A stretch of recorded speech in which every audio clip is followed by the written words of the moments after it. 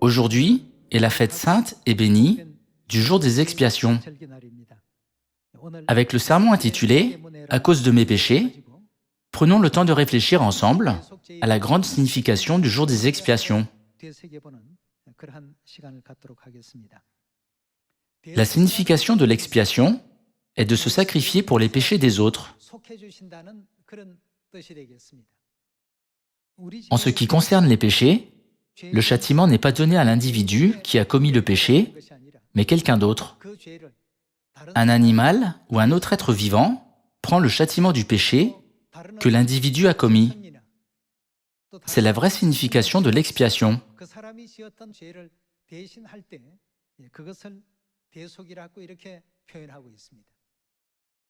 Nous méritons le châtiment pour les péchés que nous avons commis, et nous aurions dû payer le prix pour les péchés que nous avons commis.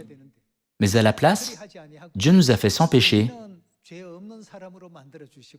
Il a pris la position d'un pécheur en endurant toutes sortes de douleurs et en prenant le châtiment que nous, les pécheurs, aurions dû recevoir.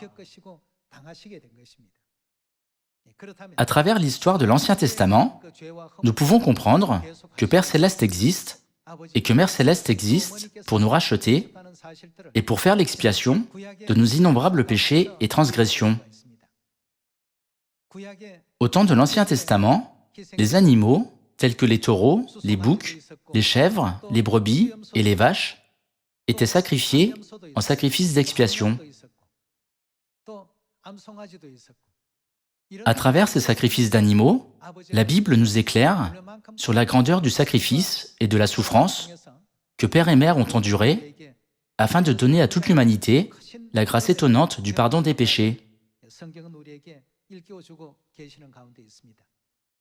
Aujourd'hui, nous ne devons pas simplement penser « Aujourd'hui est le jour des expiations », une fête que nous célébrons le 10e jour du 7e mois selon le calendrier sacré. Au lieu de cela, nous devons rendre grâce et gloire à Dieu en nous souvenant de la souffrance que Père et Mère ont endurée afin de nous sauver et de nous libérer du châtiment de l'enfer où nous sommes destinés à aller.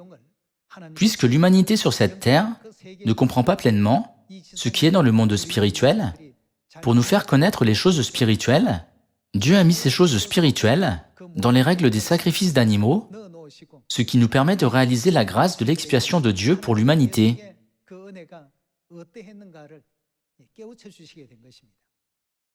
Pendant une longue période d'environ 1500 ans, depuis le temps de Moïse, il y a 3500 ans, jusqu'à ce que Jésus vienne, Dieu avait ordonné aux Israélites d'égorger continuellement des brebis, des boucs et d'autres animaux pour offrir des sacrifices. Par ces règles de la loi, Dieu nous enseigne constamment que nos péchés ne disparaissent pas immédiatement. Au contraire, les péchés que nous avons commis ne peuvent être pardonnés qu'une fois que quelqu'un a racheté le pécheur et que l'expiation a été faite. C'est pourquoi nous devons toujours penser « Père et Mère sont venus sur cette terre à cause de mes péchés, ils ont été abaissés au-dessous des anges à cause de mes péchés, et Dieu est également passé par les 4 grandes peines, c'est-à-dire la naissance, la vieillesse, la maladie et la mort à cause de mes péchés. »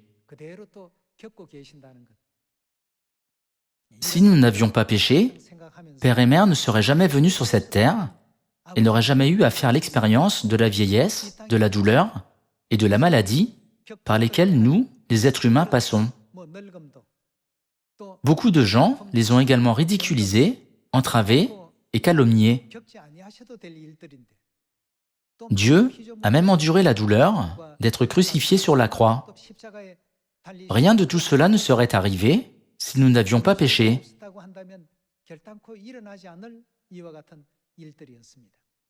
Cependant, notre Père Céleste est revenu en chair pour sauver les pécheurs qui ont péché dans le ciel et ont été expulsés sur cette terre. Puisqu'il nous a aimés, même si nous sommes pécheurs, il s'est volontairement sacrifié pour nous en nous chérissant. Lorsque nous regardons l'histoire de la loi de l'Ancien Testament, chaque fois qu'un pécheur commet un péché, ce péché ne disparaît pas immédiatement. Lorsque le péché du pécheur a été déposé sur l'animal et lui a été transmis, où est-il allé? Le péché a été temporairement transporté au sanctuaire. Le péché est resté dans le sanctuaire pendant 1 an.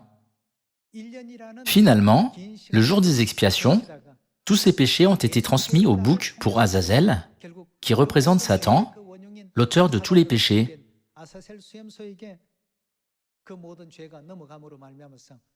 Le bouc pour Azazel a été relâché dans une terre désolée dans le désert. Il a erré dans le désert et a fini par mourir. Il n'y avait ni nourriture, ni eau à boire dans le désert. Lorsque le bouc pour Azazel a erré dans le désert et est mort, tous les péchés ont été complètement détruits et ont pris fin. Dieu nous a enseigné, par la loi, que le péché ne disparaît pas tout de suite par un simple mot « tes péchés sont pardonnés ». Au lieu de cela, ce péché doit être porté par quelqu'un d'autre. Tous les sacrifices pour le sacrifice d'expiation, tous les sacrifices pour le sacrifice de culpabilité et tous les sacrifices pour l'holocauste du matin et de l'après-midi qui apparaissent dans la loi représentent les sacrifices du Christ qui est venu sur cette terre pour faire l'expiation de nos péchés.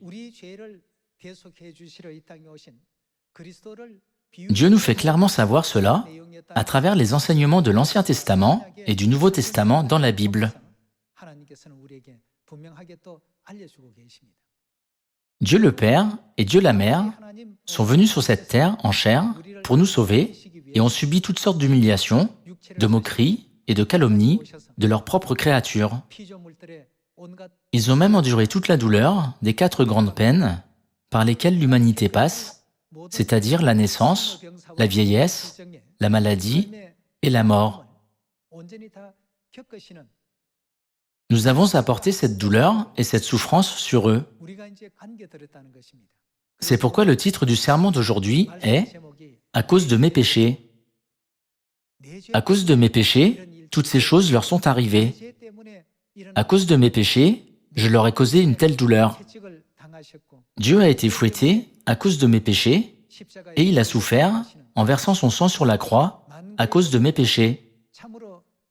Aujourd'hui, à travers ce jour des expiations, confessons vraiment tous nos péchés et repentons-nous du plus profond de notre cœur devant Dieu en pensant « J'ai fait subir à Dieu quelque chose dont il ne ferait jamais l'expérience dans sa position glorieuse au ciel. » Soyons également ceux qui comprennent correctement son grand sacrifice sur la croix et son amour profond qui nous a été accordé.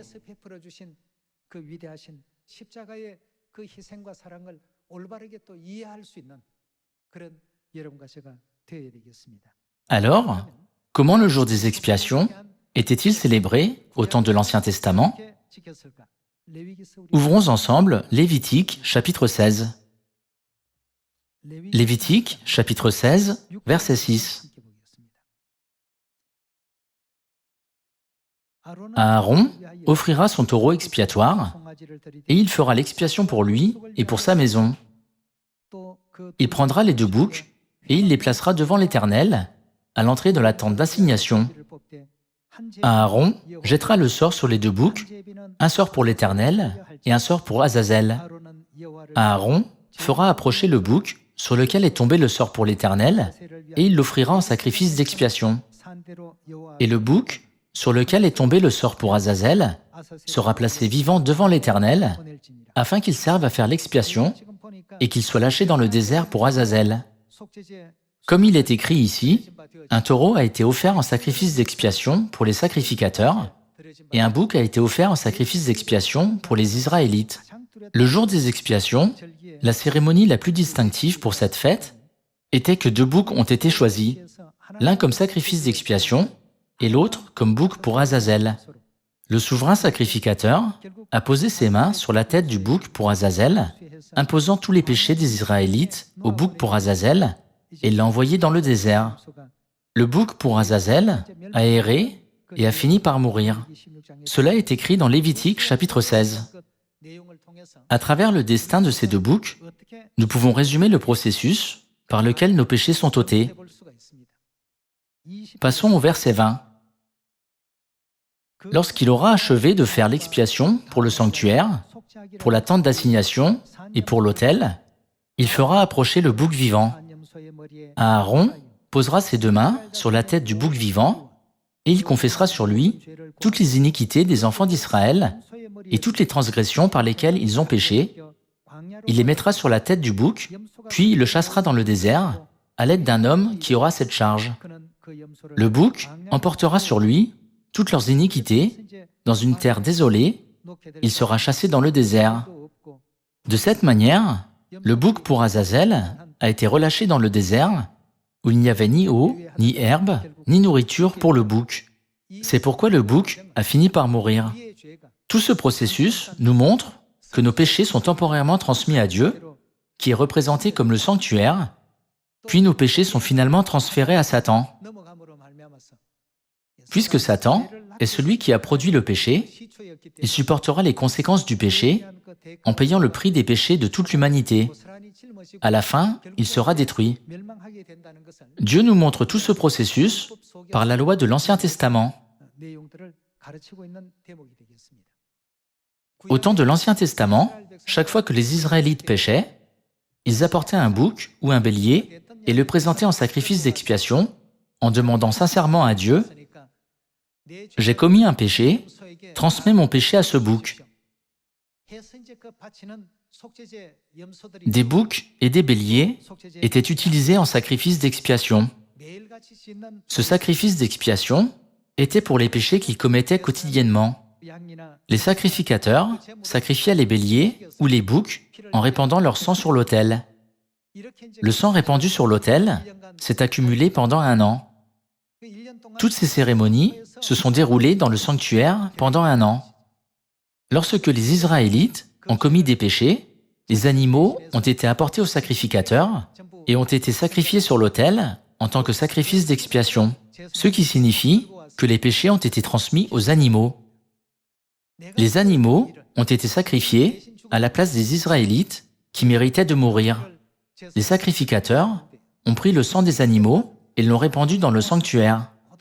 Les péchés de tout le peuple s'étaient accumulés dans le sanctuaire pendant 1 an jusqu'au jour des expiations. Il est écrit que le souverain sacrificateur n'était autorisé à entrer dans le lieu très saint qu'une fois par an. L'aspersion du sang se faisait normalement dans le parvis extérieur. Cependant, le jour des expiations, le souverain sacrificateur est entré dans le lieu très saint et le sang des animaux a été répandu dans le lieu très saint. Ainsi, tous les péchés que les Israélites avaient commis tout au long de l'année ont été transmis au bouc pour Azazel, et il a ensuite été amené dans le désert et relâché dans le désert aride où personne ne vivait. Le bouc pour Azazel a erré dans le désert où il n'y avait ni nourriture ni personne pour s'en occuper, et il a fini par mourir. Dans le processus où nos péchés sont temporairement transportés au sanctuaire, nous pouvons comprendre que Père et Mère ont porté tous nos péchés. À ce propos, examinons l'enseignement de la Bible dans Ésaïe chapitre 53. Voyons Ésaïe chapitre 53, verset 1. Qui a cru à ce qui nous était annoncé? Qui a reconnu le bras de l'Éternel? Il s'est élevé devant lui comme une faible plante, comme un rejeton qui sort d'une terre desséchée. Il n'avait ni beauté, ni éclat pour attirer nos regards, et son aspect n'avait rien pour nous plaire, méprisé et abandonné des hommes. Comme il est écrit ici, Dieu qui devait être glorifié a été méprisé. Cela lui est également arrivé à cause de nos péchés, les péchés des enfants célestes. Méprisé et abandonné des hommes, homme de douleur et habitué à la souffrance, semblable à celui dont on détourne le visage, nous l'avons dédaigné, nous n'avons fait de lui aucun cas. Cependant, ce sont nos souffrances qu'il a portées, c'est de nos douleurs qu'il s'est chargé, et nous l'avons considéré comme puni, frappé de Dieu et humilié. Mais il était blessé pour nos péchés, brisé pour nos iniquités, le châtiment qui nous donne la paix est tombé sur lui, et c'est par ces meurtrissures que nous sommes guéris. Nous étions tous errants comme des brebis, chacun suivait sa propre voie, et l'Éternel a fait retomber sur lui l'iniquité de nous tous.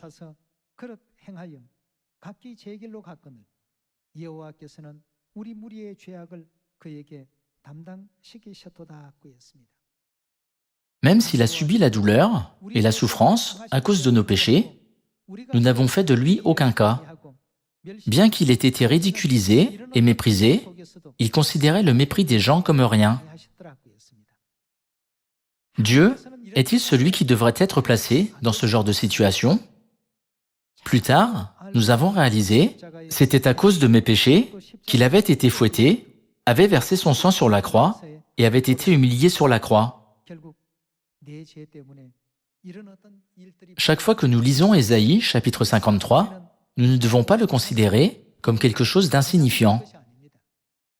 Ceux qui trahissent la grâce étonnante de l'expiation souffriront en enfer pendant des milliers d'années, des centaines de millions d'années, et même des centaines de millions de fois plus.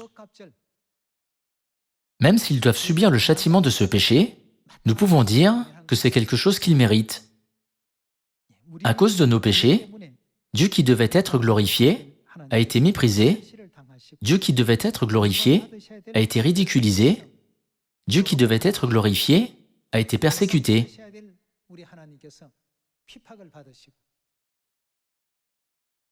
Lorsque nous nous souvenons, une fois de plus, que ceux qui ont causé une situation affreuse sont nous-mêmes, nous pouvons correctement réaliser la grâce de Père et Mère dans la vérité et penser « Comment puis-je faire plaisir à Dieu en toutes circonstances ?»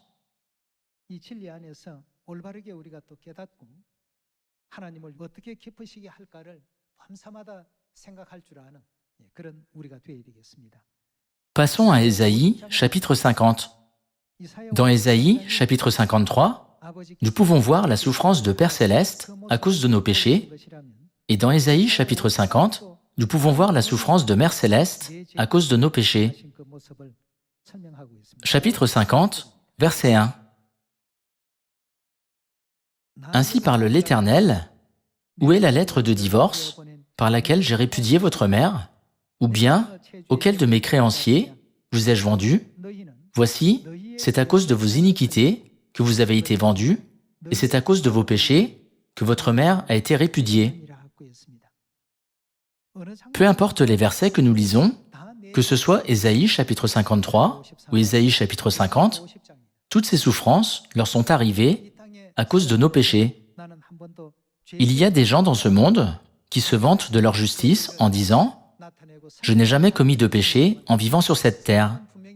Cependant, la Bible dit clairement « Si vous dites que vous n'avez pas de péché, vous faites Dieu menteur ». Ouvrons 1 Jean chapitre 1. 1 Jean chapitre 1, verset 8. Si nous disons que nous n'avons pas de péché, nous nous séduisons nous-mêmes, et la vérité n'est point en nous. Si nous confessons nos péchés, il est fidèle et juste pour nous les pardonner et pour nous purifier de toute iniquité. Si nous disons que nous n'avons pas péché, nous le faisons menteur, et sa parole n'est point en nous.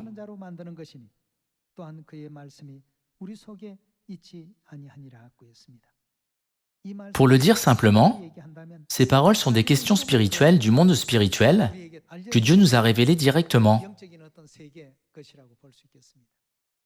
Pensons, c'est vraiment à cause de mon péché que Dieu a dû subir cette douleur et cette souffrance. À cause de mon péché, Père Céleste et Mère Céleste sont venus sur cette terre en laissant toute la gloire du ciel et en revêtant la tente de la chair. En gardant tout cela à l'esprit, nous devons nous efforcer en toutes circonstances de ne pas répéter ce que nous avons fait dans le ciel. N'est-il pas écrit dans la Bible que nos œuvres justes, nous les saints, sont comparées aux beaux vêtements de fin lin brillant et propre pour notre mère? Si nous connaissons le sacrifice et l'amour de Père et Mère, nous pourrons accomplir de telles œuvres justes. Si nous ne réalisons pas pleinement leur sacrifice et leur amour, nous ne pourrons nous empêcher de nous engager de nouveau dans le mal et le péché sur cette terre ce qui entraînera la répétition de ce cycle. Maintenant, nous ne savons pas combien de temps nous continuerons à célébrer le jour des expiations que nous célébrons pour le pardon de nos péchés. Par le passé, il y avait tant de choses qui ont pris fin sans que nous réalisions que c'était la dernière chance. Nous pensions que nous continuerions à avoir une chance, mais une fois que nous regardons en arrière, nous pouvons voir que la chance était déjà passée et que toutes les autres chances avaient également pris fin. Nous avons vécu notre vie sans réaliser que chacun de ces moments était notre dernière chance. Si nous pensons, c'est la dernière fête, c'est la dernière grâce de l'expiation, nous n'oublierons jamais à quel point cette grâce est étonnante et reconnaissante, et aussi à quel point ce serait terrible si nous manquions cette grâce que Dieu nous a accordée aujourd'hui. Voyons Matthieu, chapitre 20, où Jésus a expliqué qu'il est venu sur cette terre en tant que réalité du sacrifice d'expiation dans l'Ancien Testament. Matthieu, chapitre 20. Chapitre 20, verset 28. C'est ainsi que le Fils de l'homme est venu, non pour être servi, mais pour servir et donner sa vie comme, quoi? Comme la rançon de beaucoup.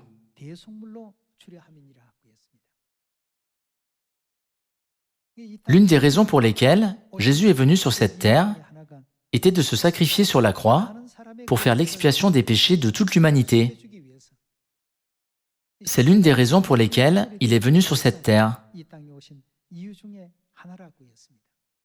Alors, nous ne devons pas simplement dire « Il a versé son sang sur la croix » en considérant la grâce de l'expiation de Dieu pour nous comme quelque chose d'insignifiant. Au lieu de cela, apprenons et réalisons l'amour et le sacrifice insondable de Dieu. Lisons un verset de plus dans Romains chapitre 13. Romains chapitre 13, verset 10. L'amour ne fait point de mal au prochain. L'amour est donc, qu'est-ce que l'amour? L'accomplissement de la loi. Si nous examinons de près la loi, il y a des sacrifices offerts le jour du sabbat et des holocaustes perpétuels le matin et l'après-midi. Il y a aussi des sacrifices offerts pour les fêtes, des sacrifices pour la Pâque, la fête des pains sans levain, la fête des prémices, la fête des semaines, la fête des trompettes, le jour des expiations et la fête des tabernacles. Des sacrifices sont présentés à chaque fête. Si nous examinons de plus près les sacrifices, que contiennent-ils tous? Le sacrifice de Dieu est contenu dans chacun d'eux. La Bible dit « Sans effusion de sang, il n'y a pas de pardon des péchés ». Cela veut dire que la douleur et la souffrance de verser le sang doivent être accompagnées. C'est quelque chose que nous aurions dû subir, mais à la place, Père et Mère ont marché sur ce chemin de souffrance pour nous. Par conséquent, les sacrifices de boucs et de chèvres sont toujours spécifiés dans la loi de l'Ancien Testament. Des brebis et des chèvres étaient utilisés pour le sacrifice d'expiation.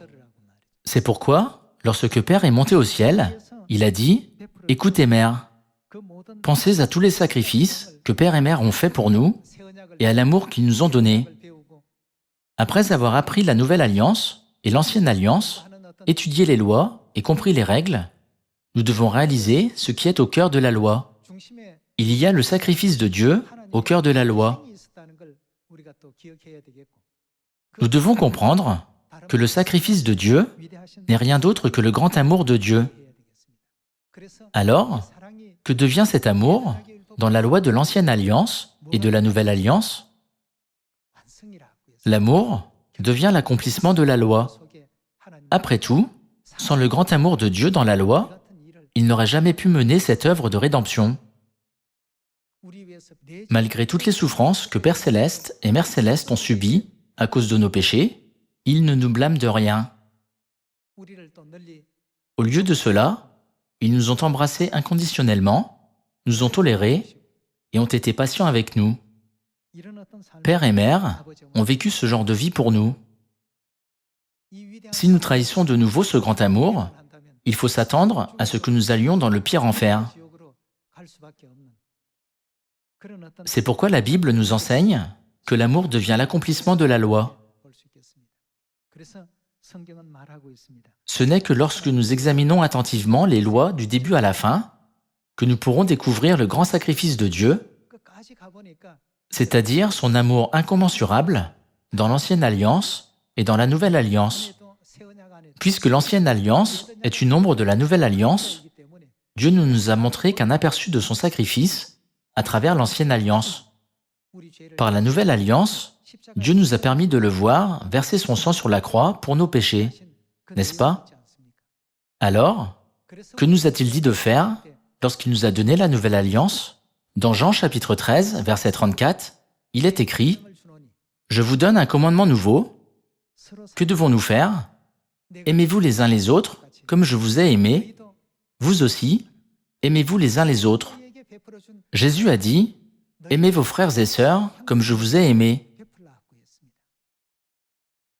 Même lorsque nous étions encore pécheurs et injustes, Père et Mère nous ont toujours montré un amour infini avant que nous ne réalisions le grand amour de Dieu. Gravons de nouveau le grand amour de Père et Mère dans notre cœur, et par le jour des expiations, au lieu de penser « Aujourd'hui est le jour où nos péchés sont pardonnés. Oh, c'est excitant. » Pensons à partir de maintenant « J'ai reçu le pardon des péchés, mais qui paie le prix de mes péchés? »